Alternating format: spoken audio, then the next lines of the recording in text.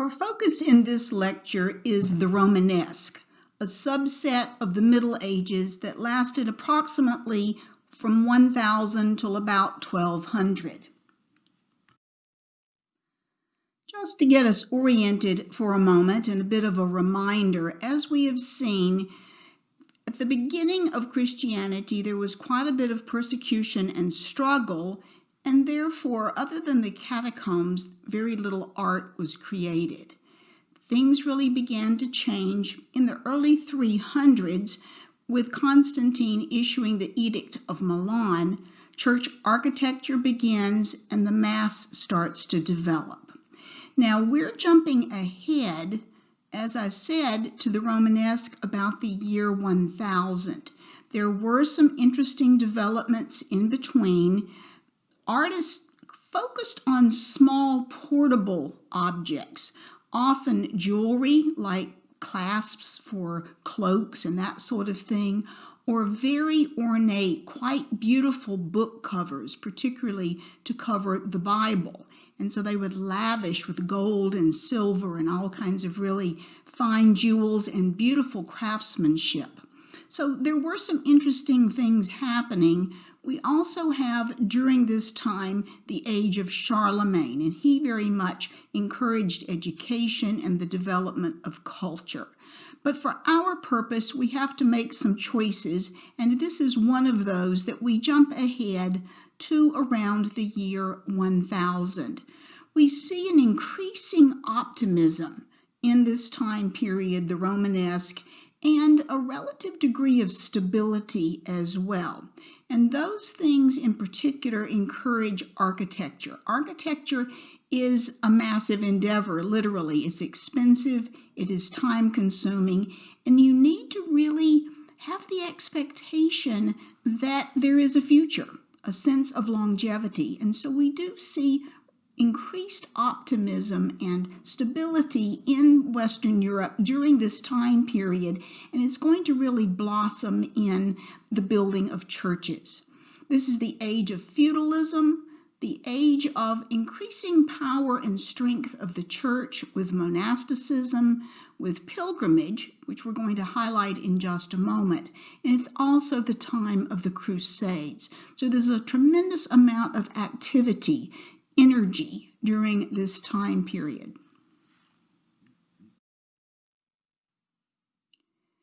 For our purposes, pilgrimage is particularly important. Journeys to holy places of Christendom, Jerusalem, Rome, Santiago de Compostela, increased during this time period. Reasons for engaging in a pilgrimage differed. There were many different reasons, and maybe several, that a person might undertake a pilgrimage. Religious devotion, certainly, to purify the soul. For penance, in many cases, someone would commit some sort of a sin and be ordered by the church, be commanded to go on a pilgrimage to save their soul, to get forgiveness. Miraculous healing, to venerate relics, more about that in a moment, and in some cases, plain and simply, for the sake of adventure. A pilgrimage could last a year or more. There were many challenges along the way: rough roads or no roads at all, bad food, poisoned water, bandits, dishonest innkeepers, and merchants. Some people never returned, and no one ever knew why. And so it really was not a glamorous vacation. It really could be quite dangerous and very arduous. There were what I've called here some helps along the way. There were guidebooks. This actually is one of those. As you see, it was called The Pilgrim's Guide to Compostela, and it dates from the early 1100s. So they had guidebooks to tell them where would be good places to stay, things to watch out for, that sort of thing. There were badges, signs that you had made a pilgrimage. The pilgrimage to Santiago de Compostela, as we'll be mentioning, was one of the favored destinations, and a symbol emerged of a cockle shell, a seashell, and you would often have pins or other kinds of badges that you could wear, and this would be an indication that you had made a pilgrimage. And in many cases, it was believed that that would help to save your soul. We will see this image again later. But you would have these badges. There were other kinds of souvenirs. So in a way, there was a bit of an industry that emerged in support of pilgrimage.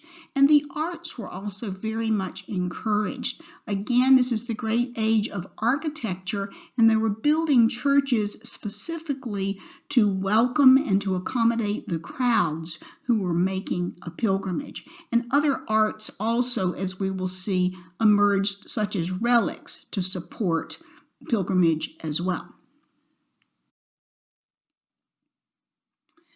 So as I was saying, the favored destination for Western Europeans was Santiago de Compostela, what was often referred to as the Way of St. James. I mentioned the Crusades. Jerusalem was in the midst of the Crusades, and so it was very, very far and very dangerous. And the same thing really with Rome. You had not the Crusades, but you had to cross the Alps. And so if you were going by foot, that of course was very daunting. And so for many people, it made more sense to gather in Western Europe and then make your way down to what is now in Spain, Santiago de Compostela. We're going to be looking in a moment at one of the towns along one of the pilgrimage routes, the little village of Conques, that had a very significant church and a significant relic. And so, but you can see people would meet in various spots, usually traveling in groups, maybe on horseback, quite often on foot, and making their way down what was called the Way of St. James to Santiago de Compostela. One author comments about the importance of pilgrimage in general for the development of culture. Travel as a pilgrim opened the mind to a world beyond the familiar towns and agricultural villages of home, signaling a new era in the social, economic, and artistic life of Europe.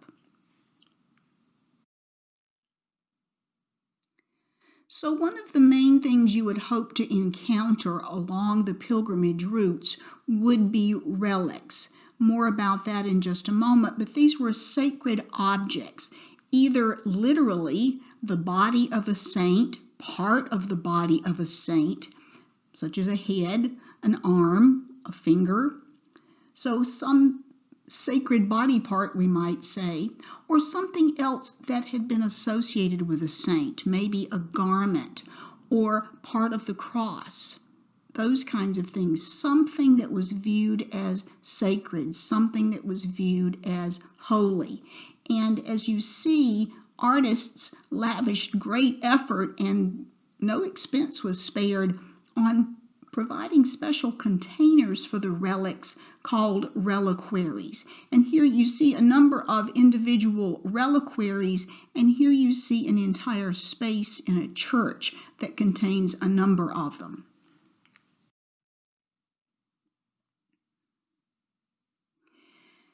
In our village of Conques, we find the relic of Sainte Foi, Saint Faith. Here she is right here. The peak of relics was during this time period from 1000 to 1200, and as I said, these were sacred items, the body or part of the body of a saint, sacred cloth, a sacred tunic, we'll be mentioning that with Chartres later, the true cross, all of these sacred items placed in very elaborate containers. These items were very significant for a church. It meant a lot to own a relic or multiple relics, not only because they had sacred significance, but they brought financial impact as well. Because, of course, if you had a church with relics, you would attract a lot of pilgrims, and of course that meant money for the town. They would need food, a place to stay, they might buy souvenirs, etc. And so relics were very, very significant during this time, to the extent that there was actually a kind of a black market in relics.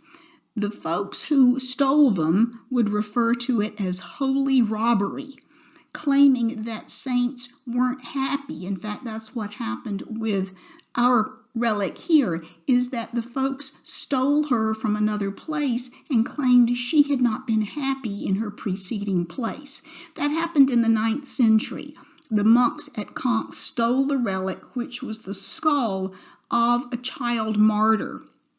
She was a little girl who came to be named Saint Faith. She lived in the late Roman era, and she had refused to worship idols. And as a result of that, she was martyred. And so that is the person whose body they were in possession of. When they stole her, as it were, from another town, they encased her skull in a gold and jewel-encrusted statue, as you see, later adding a crown and even more jewels.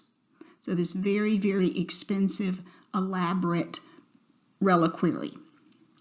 Now, not everyone, even at the time, was totally comfortable with the concept of relics and how much stock, as it were, people placed in them. There was a scholar of the time, a religious scholar named Bernard of Angers, and in the early 11th century, he objected specifically to how the relic at Caen was venerated, how she had been really put up on a pedestal, and he really thought it was inappropriate. And so this is what he had to say. I call it con here, meaning a negative comment he made about relics. Bernard said, "To learned people, this may seem to be full of superstition, this view of relics, if not unlawful, for it seems as if the rites of the gods of ancient cultures, or that the rites of demons, are being observed." So he spoke out and said, "I'm not comfortable with this. It seems like an ancient superstition, a pagan superstition that we should not be part of." Later he visited Caen, saw the relic, witnessed the reaction of the faithful, and changed his tune, so to speak, saying, "For the holy image is consulted not as an idol that requires sacrifices, but because it commemorates a martyr. Since reverence to her honors God on high, it was despicable of me to compare her statue to statues of Venus or Diana," of course, pagan goddesses. "Afterwards, I was very sorry that I had acted so foolishly toward God's saint." So, interesting comments from the time. We have a number of eyewitness accounts of folks who literally stood off to the side and watched the people's faces and how they reacted in the presence of this statue.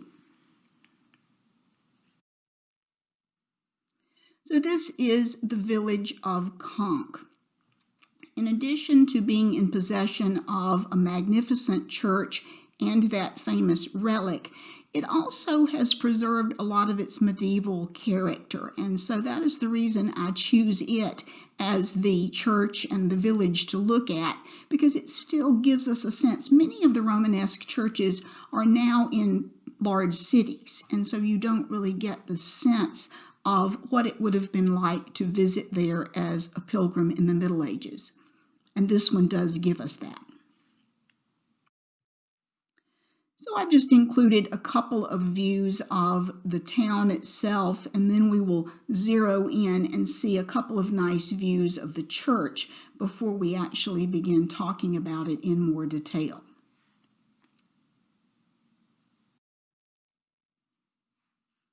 Here you can see, looking down into the valley, you're reminded of the cruciform shape. Quite often at this point, they're adding twin towers, as you see, and sometimes they will also mark the crossing with, we would say, a steeple, but a lantern as well, an elaborate addition to the church right here as well at the crossing. But again, we can see that cruciform shape.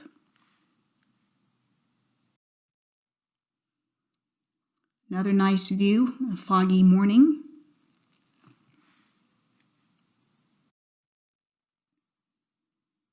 And again.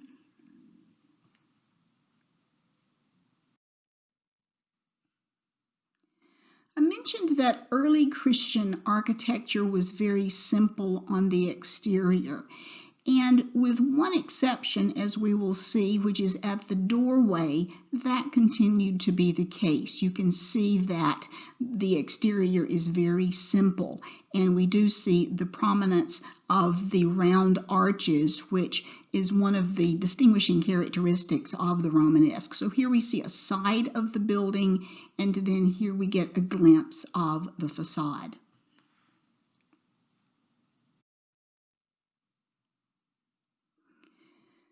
So the Romanesque era, and in this case specifically Romanesque architecture, gets its name because it looks Roman-like. Again, particularly the round arches and some of the other construction features that go with round arches, including barrel and groin vaults. And so when later historians looked back at this era, they commented that it looked a lot like early Roman buildings, and they ended up giving it that name, Romanesco, or Romanesque, simply meaning Roman-like. As we saw, the cruciform design continues. I want to make a few comparisons to the Gothic, and when we actually talk about the Gothic, we will be doing a more complete comparison between the Romanesque and the Gothic. But for now, a couple of things. Compared to the later Gothic era, which will come right after the Romanesque, these buildings are less tall. They're more segmented on the inside, meaning that the inside is kind of choppy, little individual spaces. It's not an open, flowing kind of a plan on the inside.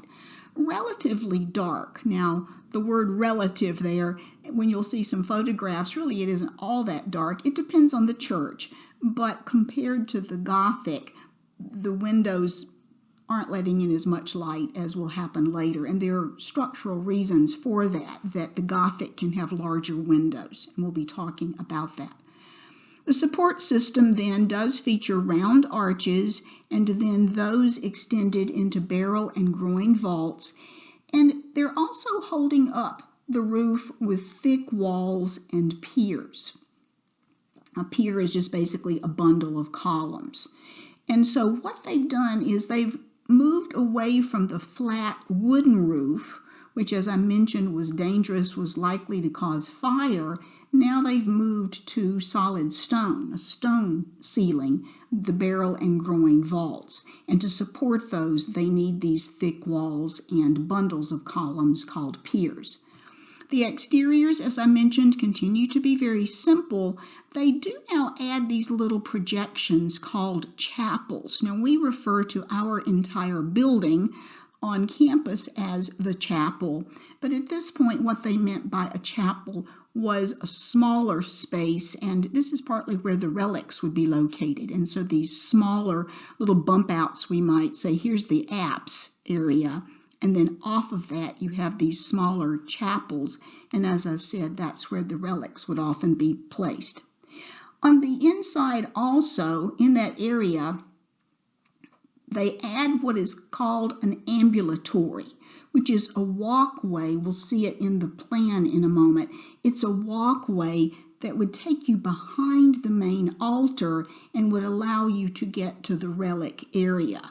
And there had been some congestion, and it was even somewhat dangerous with a lot of pilgrims making their way through that area behind the main altar.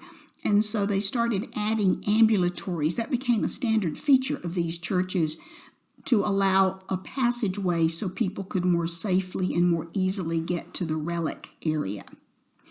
So again, building these massive churches in the Romanesque and using stone for the ceilings to create barrel and groin vaults gave the advantage of fire safety, getting away from those flat wooden roofs. And the churches really are quite spacious. Quite often it's commented on that a lot of these churches on a daily basis did not need to be so large for the local congregation, but they built them with pilgrims in mind, knowing that at times there would be maybe even hundreds, if not thousands, of people passing through. And so they're actually larger in many cases than was necessary for the local church community. At this point, this church is called the Church of Sainte Foi, the Church of Saint Faith.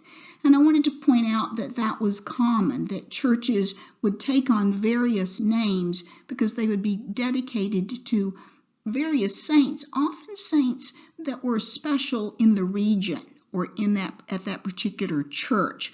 We will be highlighting that the major churches in the Gothic era are all dedicated to Notre Dame, Our Lady, the Virgin Mary. But at this point, there's more of a breadth in terms of the church names.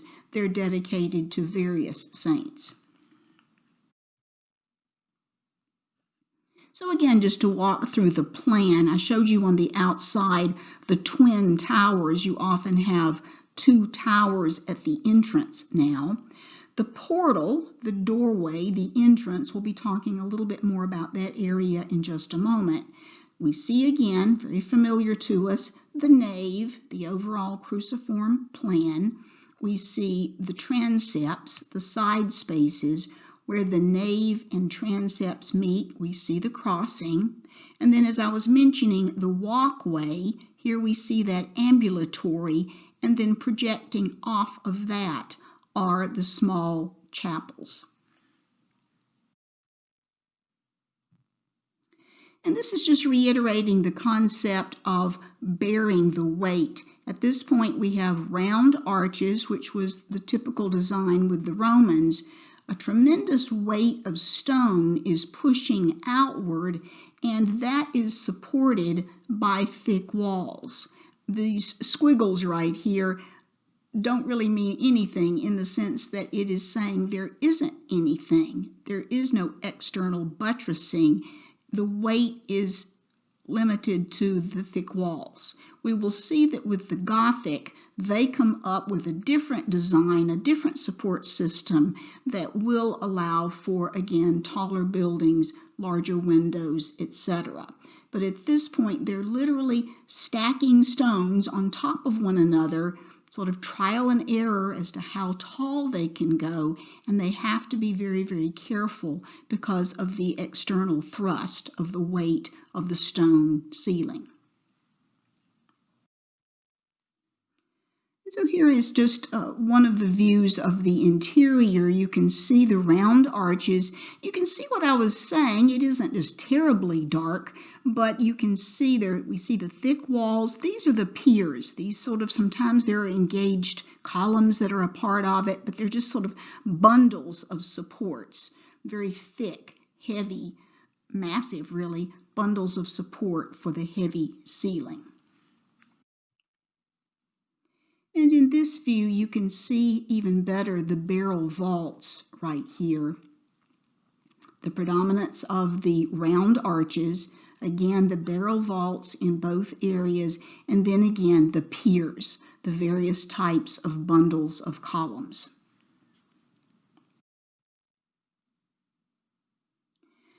Now, I mentioned that exteriors at this point continue to be very simple. I said with one exception.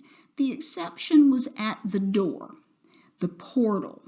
And I want to walk through the terminology for that, and then we will talk about the typical subject matter.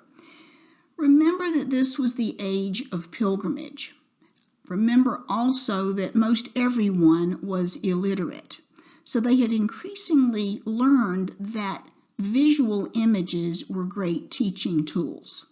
And so when you would go on a pilgrimage, and I actually experienced this once, it was just on a college trip. It was a Civ Arts trip. We were in France, and we had a tour of one of these Romanesque churches. It wasn't the particular one we're going to focus on in a moment. But we had a tour arranged, and a man met us at the door. We expected just an ordinary tour guide. He was actually a priest. He was dressed in medieval garb, and he welcomed us. He was a wonderful tour guide. He welcomed us and said, "I want to treat you as if you are a pilgrim. If you were in the Middle Ages, walking from town to town, making a pilgrimage, you would have been greeted at the door by a priest who would have stood in front of that portal and used those visual images as a teaching tool." to basically say it is really good. You are on a pilgrimage to aid in the salvation of your soul, and let me use this relief sculpture to help teach you some things about the faith. And so keep that in mind. That was a wonderful experience, sort of a modern day experience of that. But that's the way this art would have been used. It would have been used, and those visual images would have really burned themselves, as it were, on people's brains, those images. And they were particularly striking because people were illiterate. And so they would have been particularly memorable and helpful to the people of the day. So first of all, the terminology. Portal, of course, just means the doorway. The diagram says Romanesque. The design will be very similar in the Gothic as well. Quite often in the middle, here is suggesting doors, in the middle quite often you have a statue, and these are all relief, quite often high relief, but you would have a sculpture there of a person, and that area is called the trumeau. It's basically the door divider there, the trumeau, dividing the two doors. On the sides, early on, these are called jambs. You just don't really pronounce the B, but jambs. Later, these will be representing people. But at this moment, as you see, they are just really columns, and that was often the case early on. It was a simple area, but it would become more elaborate. The most important area really was here, the semicircular area. The tympanum, this larger semicircular area, and then the lintel below it. And that's really where most of the teaching took place in terms of content, of information. Above that, then, you would have these arched shapes called archivolts, and you would have individual sculptures quite often in those, the individual sections going by the French term voussoir. So the tympanum and lintel in particular were important for the teaching, a divider called the trumeau, the jamb statues or columns in this case, the archivolts, and the individual voussoirs. So now we see that area at Conques, and it is one of the simpler, I would say. You see the semicircular area here. Down below, we have a divider there, but we don't have a sculpture in the trumeau area. And you can see the jamb area, and these are just very simple columns. But this, as you can tell, is really the only decoration on the exterior of the church. Everything else is just masonry, in other words, just stone. But right here, we do have some decoration at the doorway. And here we see it up close. By far, I would say, or certainly one of the most popular subjects during the Romanesque era was that of the Last Judgment. And we'll be talking more about that in just a moment, but it's the second coming of Christ, Christ coming again to judge those going to heaven and those going to hell. And they established a standard format for that, where Christ would be in the middle, the blessed, as they came to be called, those going to heaven would be on his right, which is, of course, our left, and then on the other side would be those going to hell. And the medieval mind very much enjoyed using their imaginations, particularly to imagine the torments of hell. I like to show this particular portal, not only because it's part of the church we have been visiting, but also because you can see very prominent traces of paint that remain. And once again, that was often the case that these would have been painted. Most of them now have lost their paint, but you do see quite a bit of the traces of paint on the portal here at Conques. But we actually leave that church now to look at the most famous portrayal of that topic, the Last Judgment, at a different Romanesque church. And so we're still in France. We're in the town of Autun, and this is as I said, the most famous portrayal of that subject, and scholars say that it was signed. We actually have right here, you can see this is the lintel area. This is the tympanum. Looking at this up close here, the tympanum, the lintel. There's a divider right here, a line right there. On that, there is a warning. We'll be mentioning that in a moment. And also in Latin is a statement, Gis libertus hoc fecit. Gis libertus did this or made this. It's rather unusual in this time period to have a signature, but we do in this case. And so we have that statement, Gis libertus hoc fecit, right there.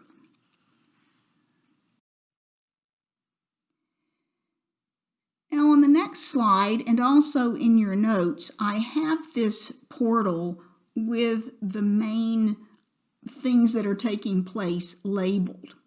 So we're going to look at that in just a moment, but I want to point out the basics without those labels. Sometimes I think it's nice to be able to look at something. It's helpful to have the labels to walk us through something, but I think it's also nice to look at images without them. And so let's look briefly, and then we'll kind of reiterate on the next slide with the labels. But here we see in the middle the second coming of Christ. Christ has returned for the judgment, and so Christ is in the middle. We see, of course, hierarchical proportioning. He is significantly larger than everyone else because he's the most important. On his right, we see the blessed, those who are going to heaven, and we'll be mentioning St. Peter receiving a little soul right here.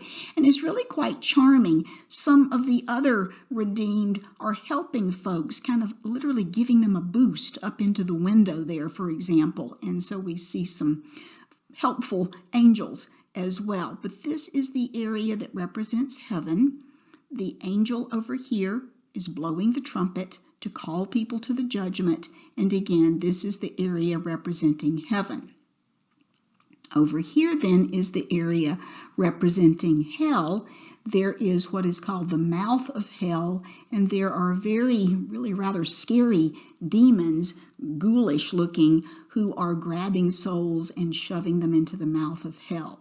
We also will be seeing the weighing of souls, and literally souls, these are the resurrected here, and souls are literally being plucked up out of the earth, almost like pulling carrots or turnips up out of the soil. And so we see this plucking of the souls and the weeping and wailing and gnashing of teeth.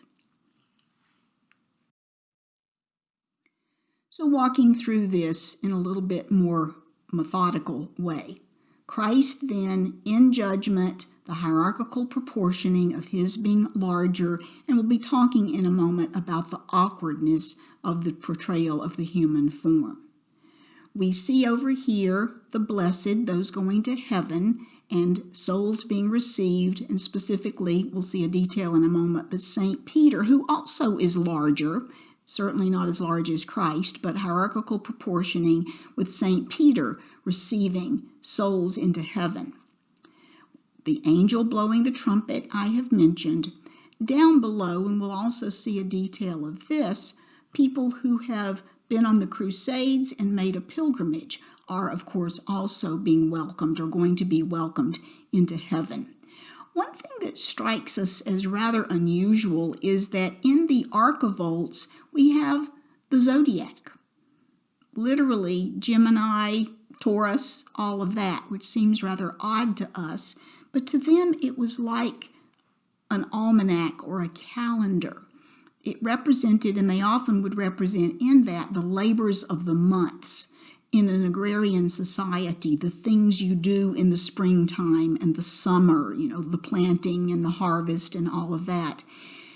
The message was often interpreted as that you should be faithful always, in season and out of season. And so they portrayed the seasons of the year and that message of encouraging people to always be true to their faith. So again, I think we've seen everything here on the heaven side. We then turn to the more somber side of hell.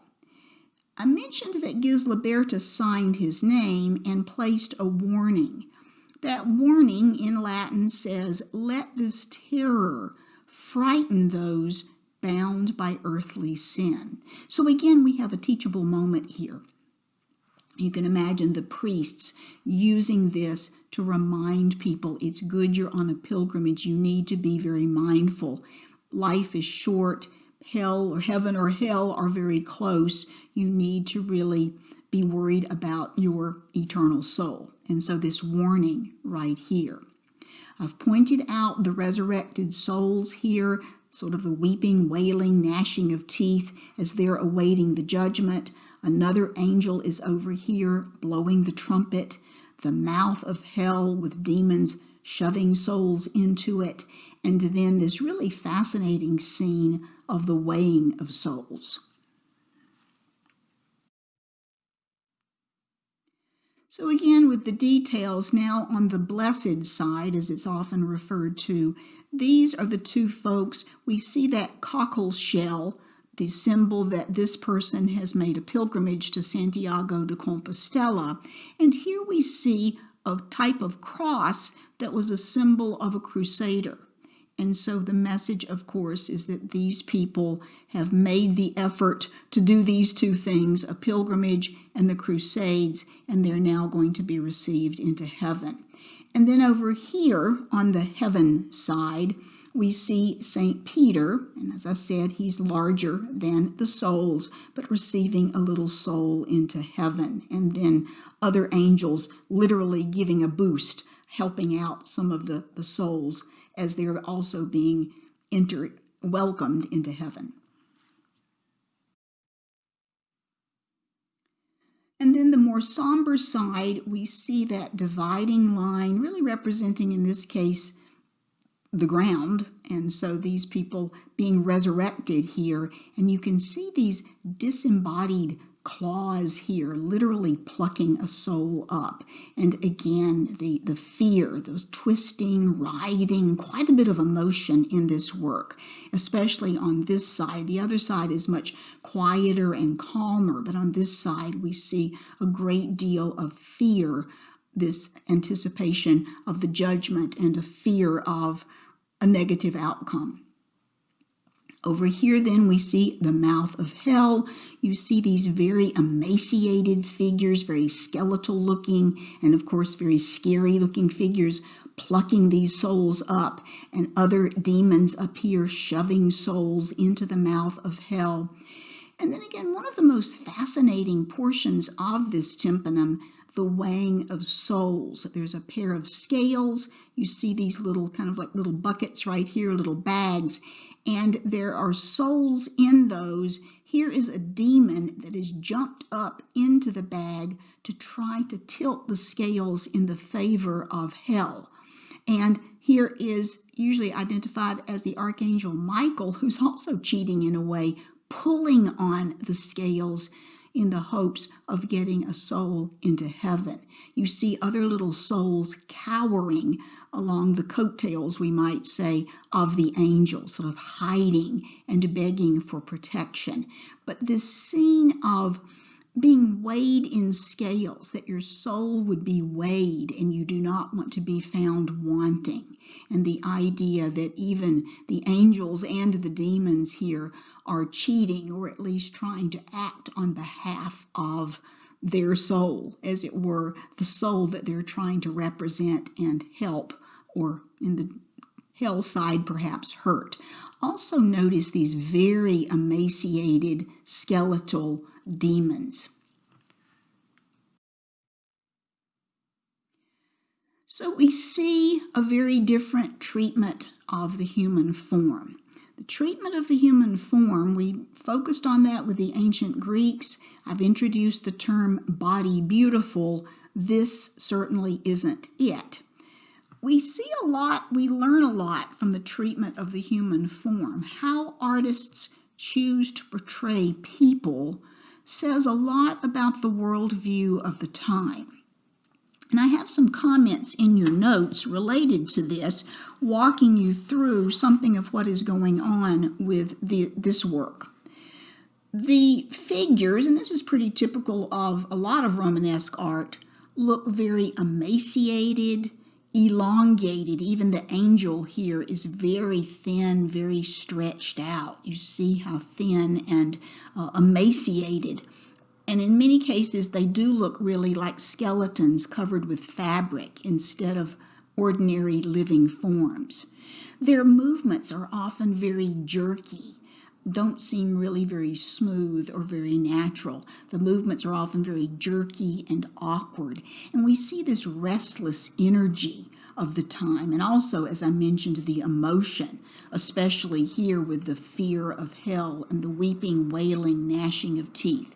The proportions are very inaccurate. I want to go through these and then we'll look at the image of Christ as well. Very inaccurate proportions, not the pleasing, believable proportions that we saw with the Greeks and that focus on pleasing the eye. These are very inaccurate. There's no real sense of space. The figures are often very crowded. They're very sort of jumbled together. Scholars puzzle a bit and talk about what are the reasons for this treatment of the human form.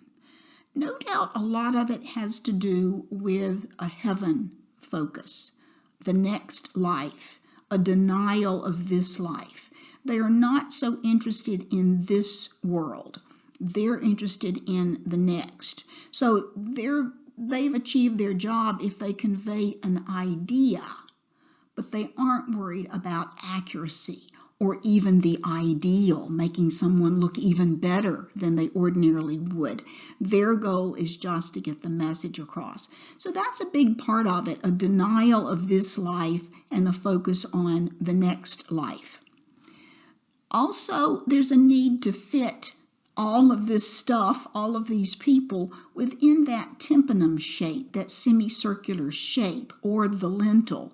And so part of it is just practical, that they had to kind of distort the figures and make them different sizes, different sort of configurations in order to fit within the awkward shape. But the bottom line is that this work contrasts greatly with the Greek so-called body beautiful and the Roman relief sculptures that we saw. And it mostly has to do, while there were some practical concerns of making everything fit, it mostly had to do with the worldview. Their focus was quite different, and it was not this earthly existence. It was looking ahead. So we see a similar thing here with Christ. He is surrounded by, the word is mandorla, you don't need to know that, but this, we'll call it a body halo here to show that he is holy, and there's also a smaller halo behind his head. But notice the awkward proportions, a very small head. He is probably meant to be seated. There's a suggestion this sort of scalloped area right here is probably meant to be a throne, but it's very hard to tell that. He does not look convincingly settled in a chair. And so, in other words, he doesn't really have a lap. His legs sort of sprawl down. And so you see a very small head, large hands comparatively. The hands are almost as large as his head.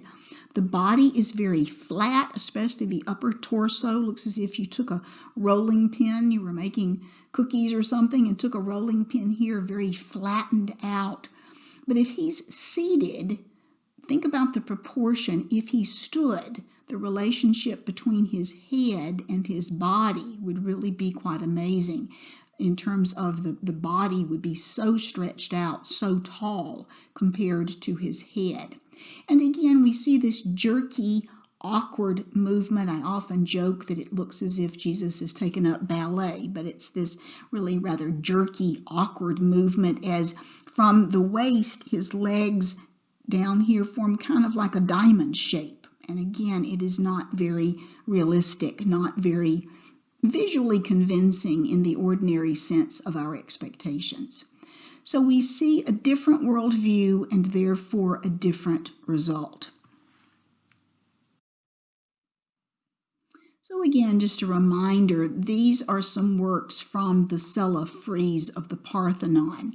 And again, these figures are standing, but we see bodies under the drapery and even damaged. We can tell that the proportions were very pleasing. It was a very sort of quiet, orderly portrayal of the human form and of the overall scene. But the main thing is just noticing the fascination with and the accuracy in portraying the human form. And we don't see that in the Romanesque. It is not because they weren't capable. In fact, I one time had a student say that in the Middle Ages, artists had gone stupid. No, that is not the case. We know that they were aware of the art of their predecessors. Even as we've seen, their buildings certainly show knowledge of ancient Roman building practices. And we have evidence that they had seen sculptures, they knew how they looked, but they made choices because they had different values. They had a different worldview. We will continue with this next time, looking at the Gothic and then moving on into the Renaissance.